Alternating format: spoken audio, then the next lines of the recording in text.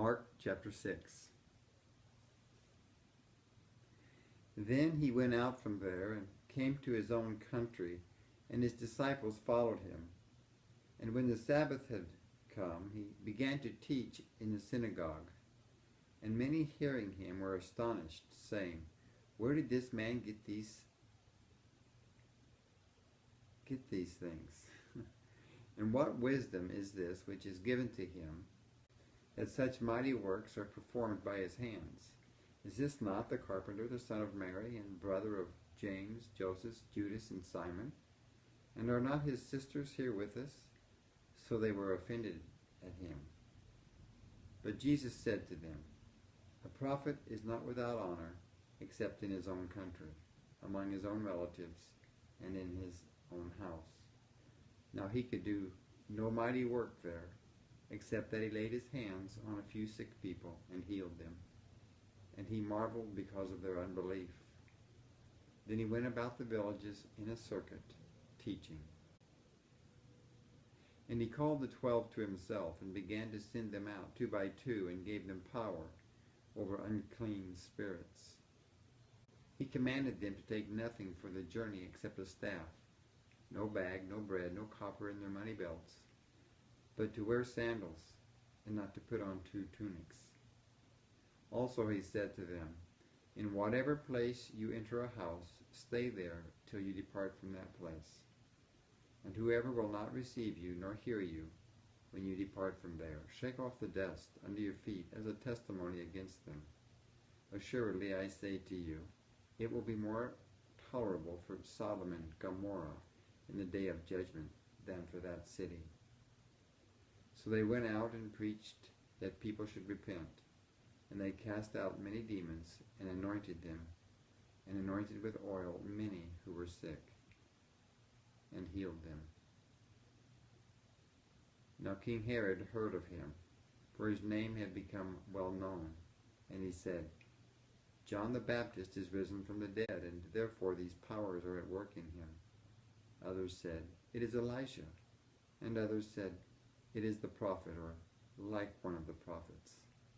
But when Herod heard, he said, "This is John, whom I beheaded. He has been raised from the dead."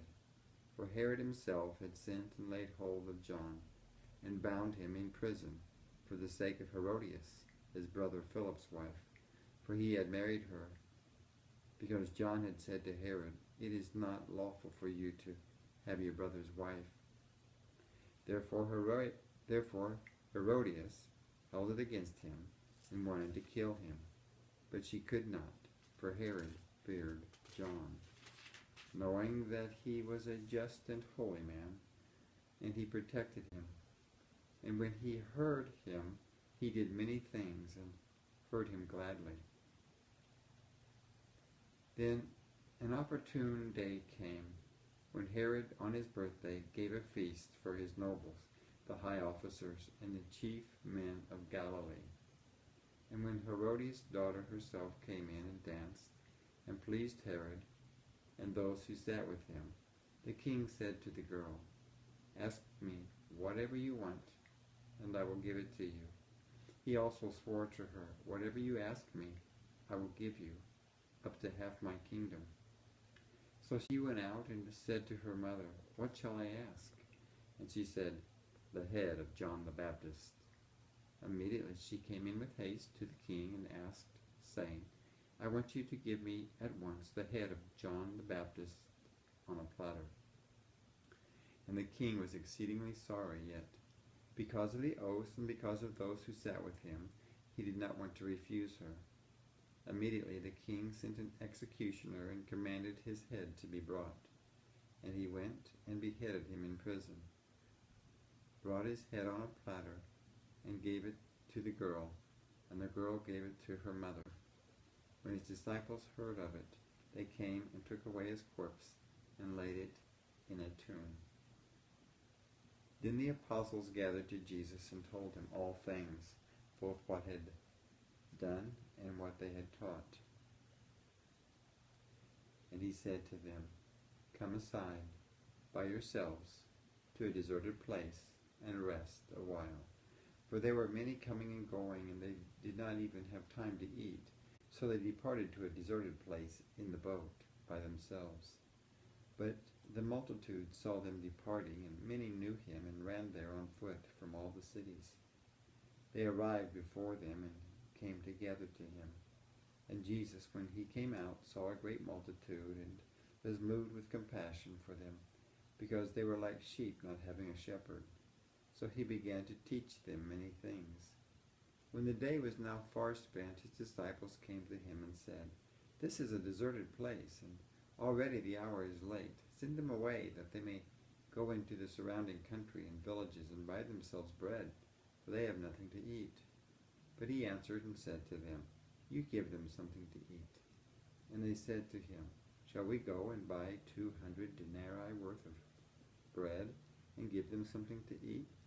But he said to them, "How many loaves do you have? Go and see." And when they found out, they said, 5 and 2 fish.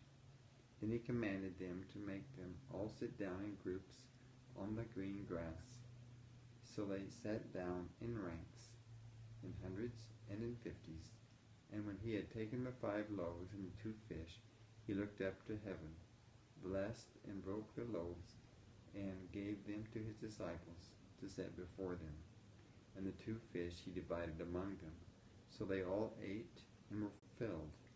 And they took up 12 baskets full of fragments and of the fish. Now those who had eaten the loaves were about 5,000 men.